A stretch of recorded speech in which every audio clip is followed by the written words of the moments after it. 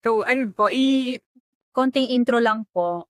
Nung first time na nag-share pala ako, 'di ba, kung naalala niyo about sa, yung about sa nagnakaw ng cellphone. Alam niyo ba nung time na yon, naiwan ko yung cellphone ko sa tindahan. Kasi nagpa-GCash ako ta's naiwan ko dun, kakakain ko lang, wala sa bag ko.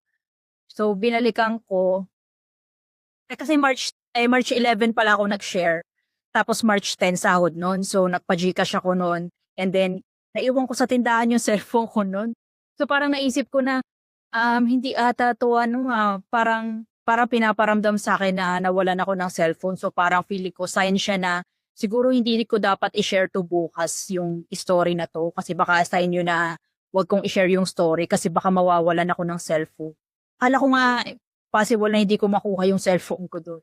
Pero nung pagbalik ko na sa tindahan, binigay naman sa'kin yung cellphone ko sa ano, kasi naiwan ko. Sakto after ko lang kumain sa bahay, nag-tricycle na agad ako para mabalikan yung cellphone ko dun. Pero yun, parang na-feel ko talaga nun na, hala, baka pinaparamdam sa'kin na sign 'to na baka hindi karapat-dapat yung story na yun na i-share ko. Pero, March 11 biglang nag-appear sa Facebook ko nun na birthday pala nung ano, birthday pala nung nawalan ng cellphone. So, parang ang nangyari nung shinare ko yung sa Bible study ng yung about dun, is birthday pala nung nawalan ng cellphone that time. So, parang birthday special pala niya. Hindi niya alam birthday special pala niya yung that time. So, pero ano, pero nagkausap na kami nung before, so about napag-usapan na namin na ayun, na balik ata yung cellphone niya. Hindi ko na lang na-tackle yun before na birthday nung tao na nawalan, kasi nga parang nag-focus din ako sa main story nung that time. Pero yun, parang nag-align lang din lahat siguro na siguro pinaramdam sa'kin na baka sign pala yun na kailangan ko talagang i-share yung story, kasi nga pinaramdam sa'kin kung ano yung feeling na mawalan ng cellphone kahit saglit lang. Kasi never pa ako nawawalan ng cellphone talaga sa buhay ko. Kung may nawalan man ako, nakukuha ko siya, which is akala ko yun na yung first time na mawawalan ako, and yun, binalik naman nung tindero yung cellphone ko, buti natago pa niya. Pero yung share ko talaga ngayon, ayun lang, na ano ko lang, na-open ko lang kung sino pa yung nakakatanda nung story ko na yun. So feeling ko is, ayun nga, may sign din talaga na i-share ko siya, kasi nadadalawang isip din ako kung i-share ko siya, kasi medyo negative talaga. So, baka hindi maging negative. Pero ayun, mukhang may sign naman ako na share ko talaga siya. Pero yung share ko ngayon is about sa kilay po. Nagpakilay po kami sa Rolandia po. Yung first na nagpakilay po, kung baka may nakaranas po sa inyong nagpakilay dyan. Sa kahit lalaki puwede rin naman siyang pakilay. So yun. So ano ba yun, first first na nagpakilay yung family ko sa Caloocan. Hindi ako tumatama kasi meron akong ibang priority bago yung pakilay. So sige, kayo na lang, kayo na lang magpakilay.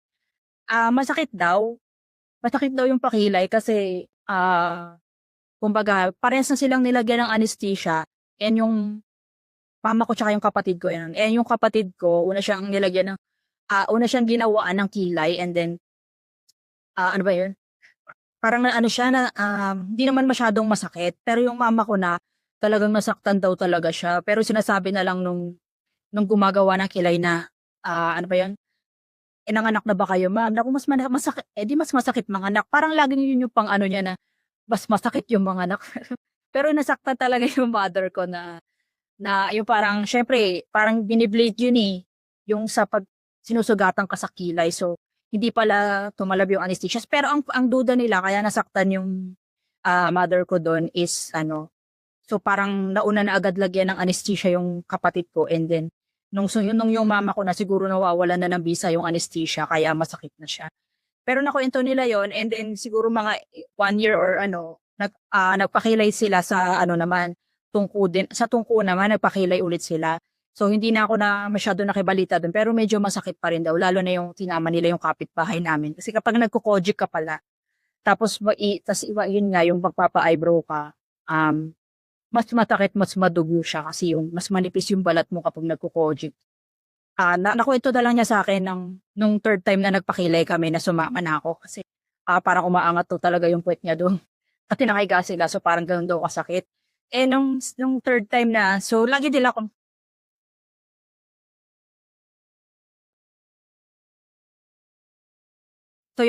So lagi nila akong niyayayang magpakilay nun.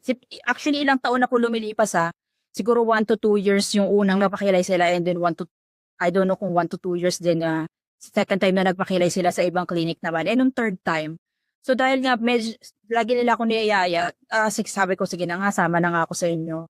So nagpakilay kami sa Brolandia, sumama na ako. Tapos tinanong ko ulit sila, siguro nakalimutan ko na kasi ilang taon na rin nakalimutan ko na. So sabi ko, masakit ba yun? Sabi nila, oo, masakit talaga. Sabi ko, hala, ganyan. Masakit pala talaga. So, expected ko na masakit. So, tapos naalala ko yung kwento nila na kung sino yung nauna. Siya yung medyo hindi masasaktan. Kaya, ganyan. Sabi na, sige, umauna ka na. Sige, mauna na kayo. Sabi ko naman, sige, mauna na kayo. Di bali na ako masaktan, wag lang kayo. May gano'n. Then, nagbibiroan kami gano'n. Pero, lalo nila akong biniro na, sige, papaunahin namin yung mga iba pang customer bago ka masaktan. So, nung andun na kami sa Brolandia, expect ko na talaga na yun, masasaktan ako. Tinatanong anong ate, may kinakabahan ka ba? Hindi naman po, pero masakit daw po Sabi niya, hindi naman mahapdi lang.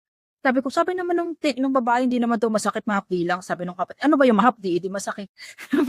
Masakit nga yun. So, pagsalang ko doon, so, syempre, in-expect ko na masakit talaga siya. So, hanggang sa natapos po yung pagpapakilay ko, wala pong kasakit-sakit. Sabi ko, asan yung sakit? Bakit hindi masakit to? Tapos ayun pala, pero nararamdaman ko yung paghiwa niya, hindi talaga siya masakit. So, sabi ko, wow naman, thank you Lord. Yun lang. Sabi ko, thank you Lord. Parang nag-align pa kung kailan ako sumama. Ba't parang ako pa yung naligtas sabi, pero binibiro ko sila, ba't parang ako pa yung favorite ni Lord? Sabi ko. Ay, sa Brolandia po. Sa Brolandia po kami. Tapos, sobrang natuwa ako sa Brolandia kasi nga, kumbaga parang nagpa-second opinion ka na, third opinion na kumbaga yung third opinion na sa Brolandia kasi pangatlong beses ng pagpakilay yung family namin and then nung time na sumama ako, hindi pala masakit. So parang, hindi naman sa inaano ko, sabi ko nga sa family ko, di ba, nang ako masakta, wag lang kayo. Sabi ko nga ako na nga muna.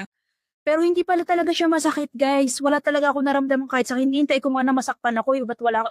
Bakit hindi ako nasasaktan? Kaya sa sobrang tuwa ko, nagbigay ako ng 5 stars magbibigay sana ako ng 5 stars sa page ng Brolandia. Pero hindi ka makapag-review sa page nila pero sa sobrang natuwa ko sa service nila, nagbigay na lang ako ng honest review sa message sa kanila. Hindi nga nila pinost yung message ko Sabi ko, hi, I wanted to give an honest review of Brolandia. Thank you for your painless service. This was my first time getting my eyebrows done and my friends told me it's usually really painful. But when we got our eyebrows done with you, we didn't feel any pain at all. Other clinics can be painful, so it really depends on the clinic. I'm so glad that the first time I went to get my eyebrows done, it happened to be booked with you. I hope you don't change and continue to provide comfortable and painless service. Good luck and mabuhay. Kudos to the staff. So, and then nag-reply naman sila ng positive sa. So, yun po. Siguro may other clinics din na hindi masakit. Pero, ayun. So, alam na pala na. Ngayon lang nila nalaman sa ilang taon din nila mapakilay 2 beses na, ayun, hindi pala siya masakit. So, kung yung nauna ko share medyo negative, so ngayon, parang positive naman para masaya yung second share ko dito sa Bible study. So, yun po, Tito Ray. Yun lang po.